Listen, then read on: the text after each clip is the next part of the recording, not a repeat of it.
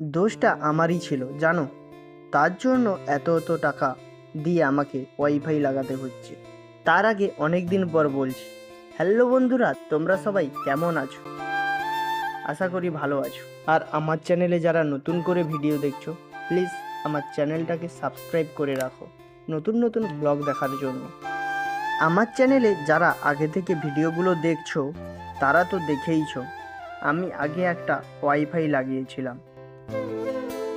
সেগুলো কি হয়েছে, রিচার্জ শেষ হয়ে গেলে কিছুদিন না রিচার্জ করলে রিচার্জের দাম আবার এমনিতেই বেড়ে যায়।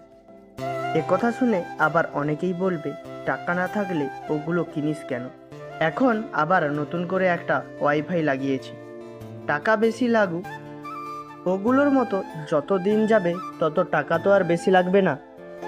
এখন যখনই টাকা আসবে তখনই রিচার্জ করব, তার আগে আর রিচার্জ করতেই হবে না।